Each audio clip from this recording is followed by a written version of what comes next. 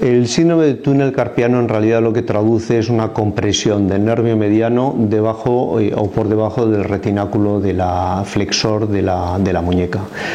Hay que tener en cuenta que la muñeca tiene una forma específica que es cóncava, en la cual en el interior de esa concavidad se alojan 9 tendones y un nervio, y el nervio está cubierto toda esa cavidad por una superficie de tejido conectivo relativamente dura, que es el retináculo flexor, que mide unos 3 centímetros de largo y aproximadamente 2 centímetros de ancho, con un espesor de 2 milímetros. Eso es lo que produce la compresión secundaria, generalmente bien porque ese retináculo, esa tela se endurece, o porque el interior de las estructuras, generalmente los tendones, se hinchan, y al ser el nervio el elemento más débil, lo que se produce es una pura compresión del nervio debajo del retináculo flexor. El paciente lo visualiza de forma enormemente clara. Casi siempre hablamos de la braquialgia nocturna, porque lo que produce es en los 3 primeros dedos de la mano, o incluso en la parte radial del cuarto dedo, unas parestesias, es decir, unos calambres. Generalmente le despiertan a la noche y es el dato probablemente más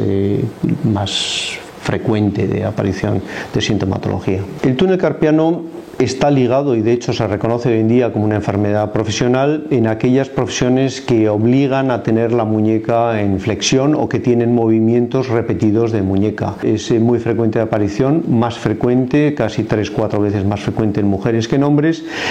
pero sobre todo en situaciones donde la muñeca tenga y mantenga ciertas posiciones de flexión de manera frecuente. El tratamiento médico del túnel carpiano es claro, sobre todo se suele utilizar más, o podemos pasar a hacer un tratamiento conservador cuando estamos ante unas fases iniciales de síndrome del túnel carpiano, o por el contrario tenemos un proceso claramente inflamatorio. Lo que tenemos que buscar lógicamente es una disminución de esa inflamación para que no compriman directamente al nervio. Desde el punto de vista del tratamiento quirúrgico, el tratamiento quirúrgico se ha utilizado y generalmente se utiliza de manera universal, es una de las intervenciones más frecuentes realizadas, y hay 3 técnicas. Las técnicas a cielo abierto, las clásicas, que siguen siendo hoy en día el estándar y el patrón dorado desde el punto de vista del tratamiento, y luego las técnicas que han buscado disminuir la cirugía o la incisión quirúrgica para producir menos dolor, y especialmente una de las complicaciones más frecuentes, que es el dolor en la propia palma de la mano, que es muy frecuente en la cirugía abierta. Existen también a su vez diferentes alternativas. La técnica generalmente más frecuente, que es la técnica endoscópica, que lo que requiere es meter un endoscopio dentro del canal carpiano para controlar el retináculo desde su superficie inferior y hacia la sección, y por otro lado las técnicas que se están empezando a desarrollar también con control ecoguiado, que probablemente tengan un desarrollo a futuro muy importante. Los estudios comparativos de los tratamientos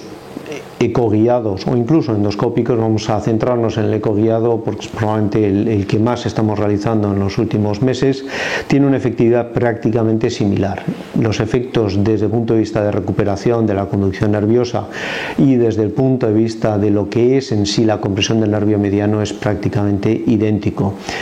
El efecto lógicamente más beneficioso es que a través de una incisión muchísimo menor y realizada ya no en la zona de la muñeca sino en el pliegue ya más distal del antebrazo, produce un dolor muchísimo menor, y los resultados tanto cosméticos como especialmente de dolor del pillar pain que comentábamos disminuyen de manera